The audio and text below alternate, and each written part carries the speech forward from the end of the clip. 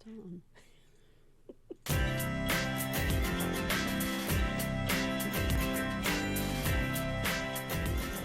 Good afternoon and welcome to the Living Well radio program. You can find us here every Wednesday at 1 p.m. on KATV in Anchorage as well as KJLP in Palmer. And you can also catch us online at katb.org. We have a very special show for everybody for the Christmas season this year. How long has the Christmas pageant been going on, Betty? If you had to guess, how long has ABT been hosting the Christmas pageant? Well, I've been here 21 years, so at least 21 years, and I'm guessing, 30, 35 years probably. So a long time, and it is definitely an annual event here in Anchorage where the gospel is just clearly displayed through this magnificent production that is still today called the Christmas Pageant and just has impacted many, many lives. But one particular life that we have invited here today to share her story of her family, of how it was impacted by the Christmas Pageant, and we don't want to waste any more time. We want to turn things over to Lori. Lori, welcome to Living Well. Thank you. We are so glad to have you, and just that you're willing to come today and, in the midst of the season and the Christmas season to share your story, and we just know that it's going to reach many. You have a very special story in relation to the Christmas pageant. So I want you to kind of take us back to pre-pageant before we kind of give the climax of the story, but tell us a little bit about your life prior to attending the pageant that night. Well, Mark and I had moved up here in December of '93 with the military. Our daughter Amanda was 3 when we moved up here. We were unsaved, unchurched, really. I was raised Catholic. Mark was raised Lutheran, and so we kind of hit and miss here or there. We were living in Virginia prior. Very occasionally went to church there. Excuse me. Once we came up here, it came time that we had to enroll our daughter in kindergarten. And Mark and I were, obviously, he was active duty Air Force, I was working full-time, and we needed somewhere that had full-time kindergarten. And we had friends of ours who was going to be enrolling their daughter at ACS. And so we decided that we were going to enroll her there because they were one of the only places that had all-day kindergarten. Having moved up here, we heard a lot of the negative things about ABT that I'm sure a lot of people out there are remember very well. But we went ahead and enrolled her there, and I joke about it now, but I told several people, my daughter goes to Anchorage Christian School, but we don't go to ABT, and said we'd never go to ABT. But I can't wait to hear the rest of this because I hear so many people that say that. I wish we could go to commercial right now. I know. But so we enrolled our daughter at ACS, and we enrolled her in K4 just to get her in there. She'd struggled sometimes as being moved around to different daycares, and so we wanted to try to make an adjustment easier for her, so we enrolled her at the same time her friend was being enrolled. And her little friend Kirsten was going to be starting kindergarten in the fall, but Amanda was going to be starting K4. And her wonderful teacher, Miss Patty Anker, I think she knew we were unchurched. Of course, you fill out the paperwork and they say, do you go to church? And we did. We had found a church here, a Lutheran church that, again, we went to very infrequently. And honestly, never really felt overly welcome at this church. Never felt really involved. We just kind of went through the motions when we went. And but Patty was wonderful in ministering to us and our daughter. That January of '96, I went to pick up Amanda from school one day, and Patty told me that Amanda had come forward along with a couple of other kids and said she wanted to get saved. And Patty said, well, if they come up individually, then she has no problem with that at all. Absolutely will lead them to Christ. But when one comes up and then several more come up, she wants them to really understand what they're doing. And so she asked me to talk to her about it. And, I look back at that now, I think that's kind of amusing, because here was this person who was unsaved, explaining to her daughter what it meant to be saved. And I knew what it meant to be, but I wasn't. What did you say wasn't to her? saved. I just explained it to her, if you do this, this is what it means. It means, you ask Jesus into your heart. I mean, I told her everything that you have to do, but I was unsaved. Now, my sister, my middle sister Denise, has been saved for many years. I think probably since the early 80s when she was in college. When we lived in Virginia, my husband deployed to the Gulf War.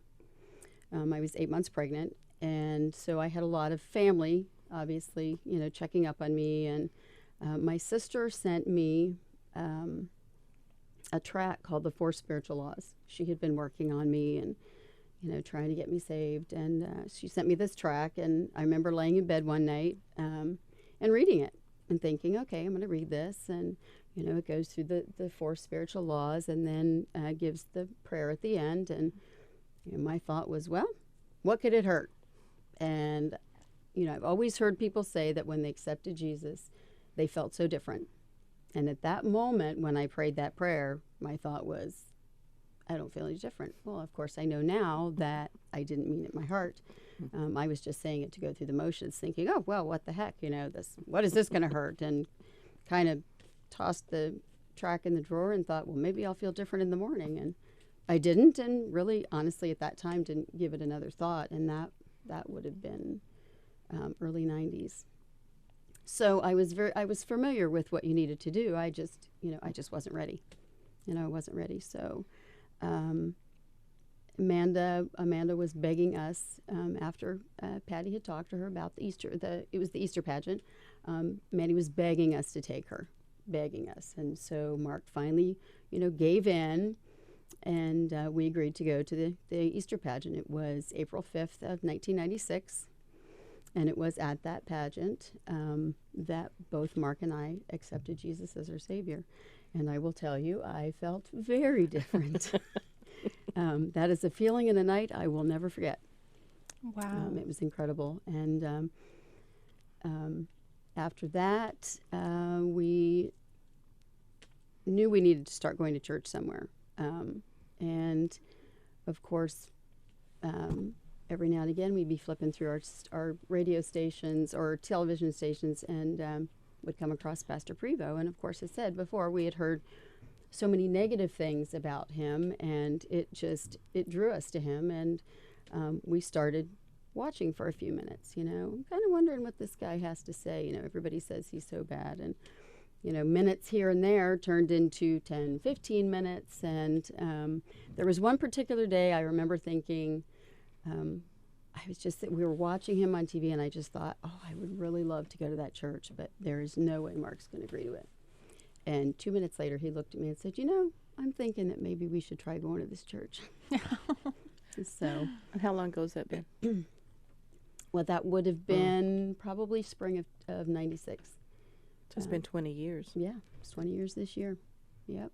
And we came the one day, I think we came to a 10 o'clock service. We thought there was not realizing it was Sunday school and regular service. We had come at 10 o'clock that day, and when we left, we said we felt more welcome in those few minutes that we were there than all the times that we had gone to the other church that we'd been going to. People came up to us, welcomed us, shook our hand, introduced themselves.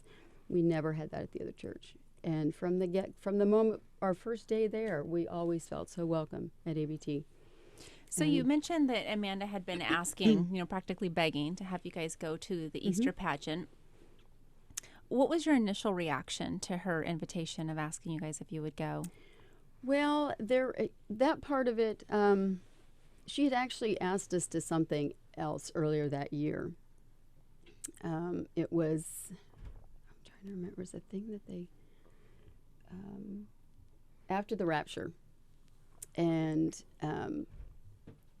she was very excited about it, and so we decided, okay, we'll go, but then we're told that it was too dark for her and that she should be put in the nursery. Well, we were afraid that she would be extremely upset by that because she wanted to go to this, so we opted not to go at all so as not to upset her. So when she came then asking and begging to go to the pageant, we're thinking, okay, well, she really wanted to go to this other thing, and we ended up not going. So, Dad finally gave in and said, okay, we'll go to the pageant. And Okay. So take us to the night you guys attend, or was it a Sunday morning? It was a Friday night. A Friday night, okay. So you're coming to church. What are you feeling as you're pulling in the parking lot? Are you just thinking this is just, a little event I'm attending, or are you a little intimidated already? Or tell us what you're feeling. I wasn't really intimidated, but, we were just thinking, okay, we're just going to go and watch this fun little production, about the Christmas story and make our daughter happy. And, we'll go in here and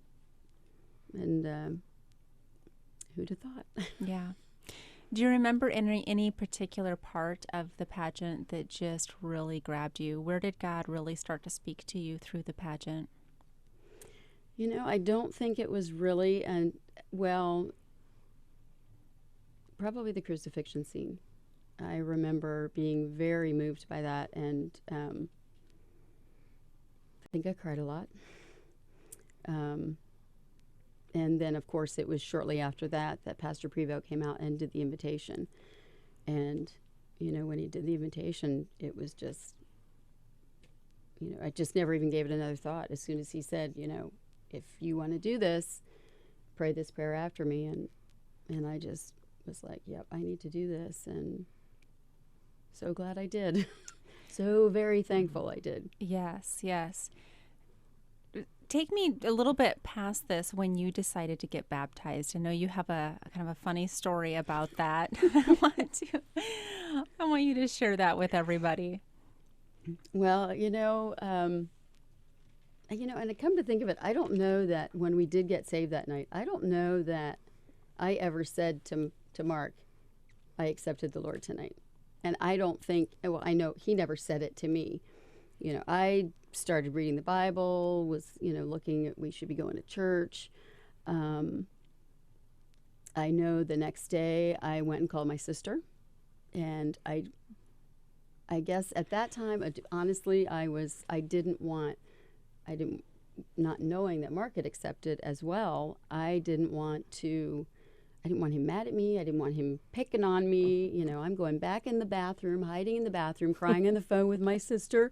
I accepted Jesus last night. And because I wanted to celebrate with somebody. And I'm sorry I didn't, now I wish I had said something to him. Of course, that was 20 years ago. But so after that first time that we went to ABT, we started going back. And Amanda had been asking to get baptized. And so I think my dad was visiting. My dad and my stepmom were visiting that July.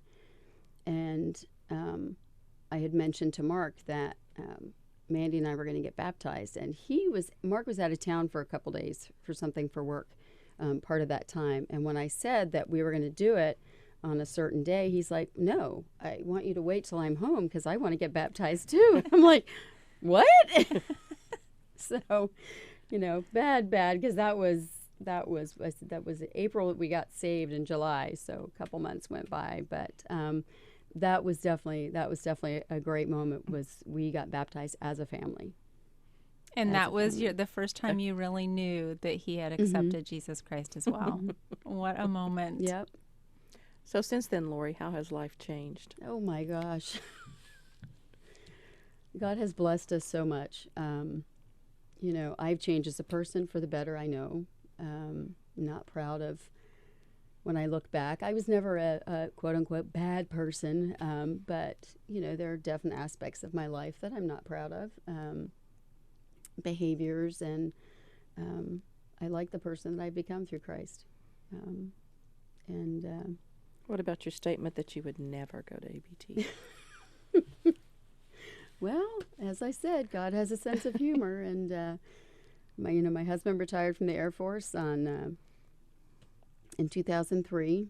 He retired the 1st of October was his official ceremony, and he came on the pastoral staff at ABT on October 15th.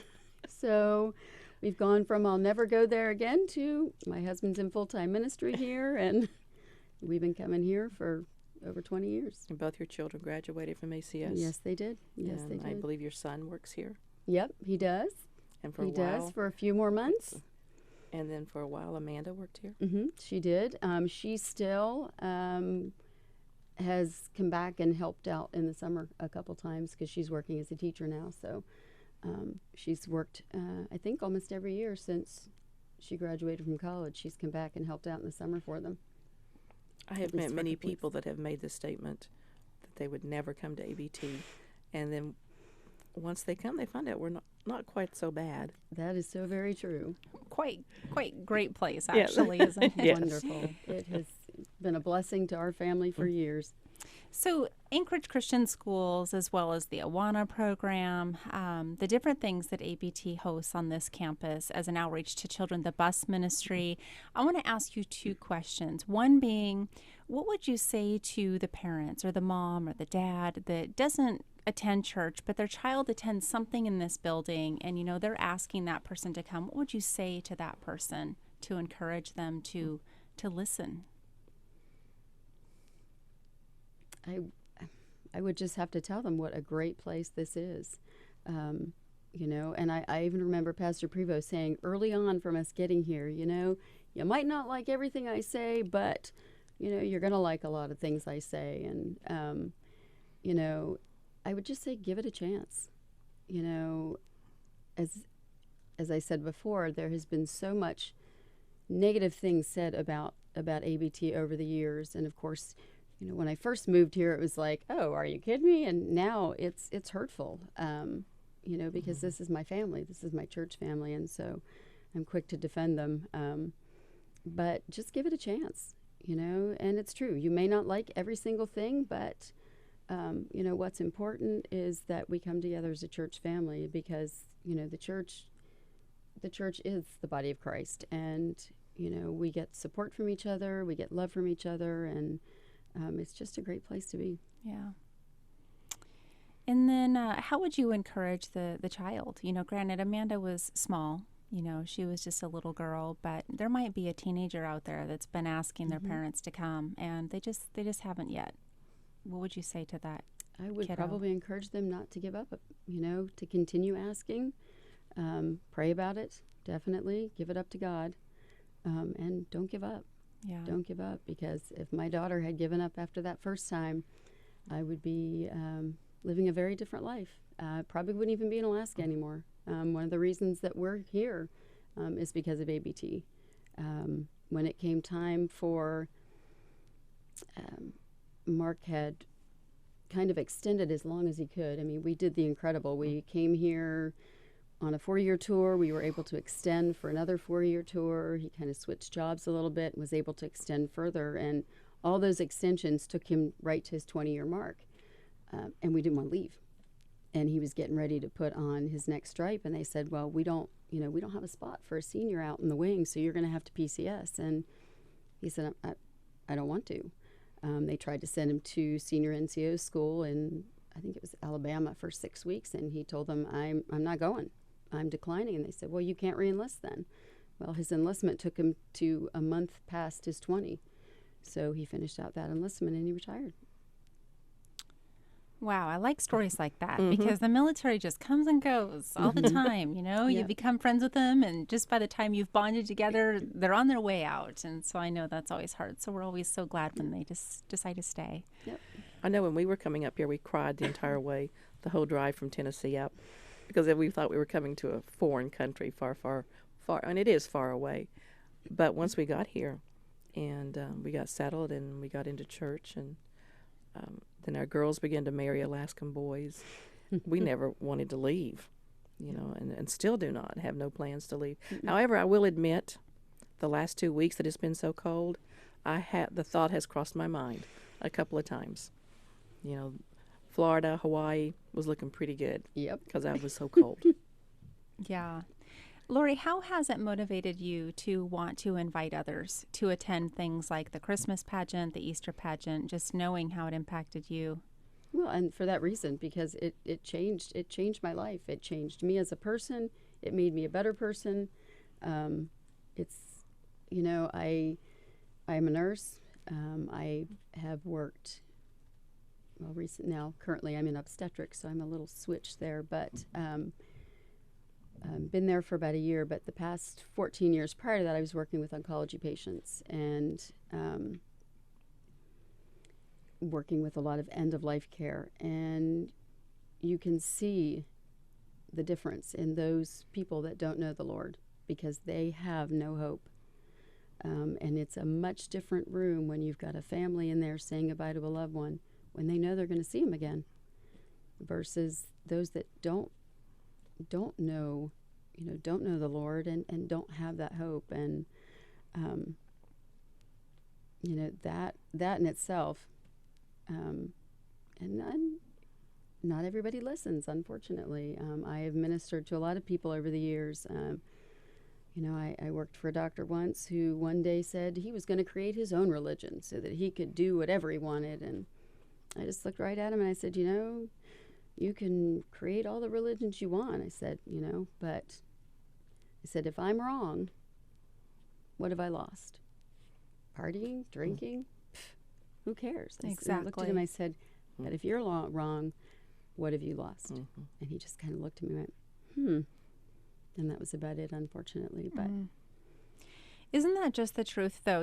Preachers constantly just begging us to invite people. He just has that plea every time because he knows many, many stories like yours, and he knows the impact. But we underestimate the power of how God can move in that. We take it for granted because we attend year after year, and granted, it's always very moving to see these pageants. Such a great reminder. But to think an entire family could be impacted and just completely change the course of their life, and to just give them that hope, and it's just awesome. We just have to remember to be faithful to do the inviting and let God do the rest once they're there. If you use it as, hey, it's fun. The kids will love it. There's fun songs and whatever you need to say to get them in the door.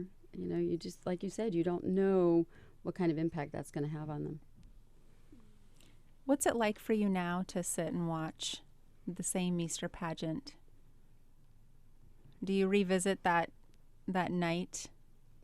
Definitely do. That feeling, as I said, that, and of course I can't even explain it, that incredible feeling, that moment that I invited him in. See, I even get goosebumps just talking about it. It's overpowering. It's a wonderful feeling, and I wish everybody could experience it. Yeah. Well, the Christmas pageant is coming up. Yes. They are Friday, Saturday, and Sunday. It's at the 15th, 16th, and 17th. Is that right? 16th, 17th, 18th. 18th. 16th, 17th, and 18th. Friday, Saturday, and Sunday. Friday and Saturday they begin at 7 p.m. and Sunday at 6. 6 p.m., yep. And the Christmas pageants are amazingly wonderful. And they're free. Yeah, they're free. Free. Thank you for mentioning that. Absolutely. Yes. And they have a Winter Wonderland before where they bring out all the characters and they have cookies, and it's just, and the kids can get pictures and autographs with these characters. So it's just a fun time. Yep. And it is fun. It's fun, to do the, we'll say, secular side of Christmas with Santa Claus and the fun songs and all that. And we've been here for all of them. Our whole family is involved in the pageants. So, it's become more or less just part of the Christmas tradition. It's what we do to enjoy everything that the Christmas season has to offer. Exactly. We come to the pageant, and it is a great time. And I'm always amazed at how it's never the same. It's never the same as the year before or the 2 years before. There's always something different. Yep. I also want to ask you, your husband, Mark, helps with the props. Does an amazing job, by the way. I'm just always admiring how creative that team is. And just, I never knew he was so creative. What's that? I never knew he was so creative. I've asked him if I could buy some of the things he makes. Yes. It's that incredible. In fact, people listening, if you come for no other reason, just to check out the props, I know other things will happen on accident, but come check out these props. But what is it like for him to be working on the very props that served him through that pageant? It's just got to be be amazing, to now be such an intricate part of the pageant, having that change the trajectory of his very life. Yep, he thoroughly enjoys the props. He has a ministry team that comes out. He's got 5 or 6 faithful, very faithful guys and gals. We have one of our church ladies that comes out with him, and they meet every Thursday night.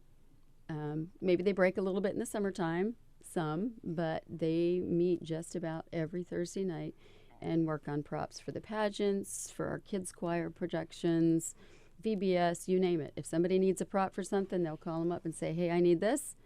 And it is amazing to me what those guys can do with some styrofoam. And lights. And lights. I love was it last year they made the new lights? The lanterns, The light boxes. Those, light boxes. They are so simple, but they are so beautiful. They are. And now they have, I think, am I wrong? They have the trees made out of those too, I think, now. Really cool. I think we've had the light boxes were about 2 years ago, and the trees, I think, too. But yeah, it's something different. It's something different, and but so easy, you know. Do you guys know if we're going to have the Christmas light show this year outside too? Did they put the lights up this year? No. I think they do it every other year, and they did it last year. Okay, well, stay tuned for next year, everybody, for that. I miss them every year when they're not there. I like the light show too. Where is Steve Wells? He can do that every year. Steve Wells, if you're listening. Sneak out there and put up those lights. That's right. That was another thing that we usually do as a family. We come and park and watch the light show. Yes. It's always beautiful. In fact, a lot of people know our church by those lights. I mean, even right now without that, it's still so beautifully lit up. But they might not recognize ABT, but the church with all the lights on the corner. Yep, that's it. Christmas lights. It's a beautiful, beautiful show. Give us the rundown one more time, Betty, on the days, the Christmas times. pageant. Yes. Okay, it's Friday, Saturday, and Sunday. Friday the 16th, Saturday the 17th, Sunday the 18th. Friday and Saturday, the Winter Wonderland for kids begins at 6. The pageant starts at 7. And on Sunday, the Winter Wonderland begins at 5. And the Winter Wonderland's where all the characters come out and the kids can have their pictures made. I think there's cookies.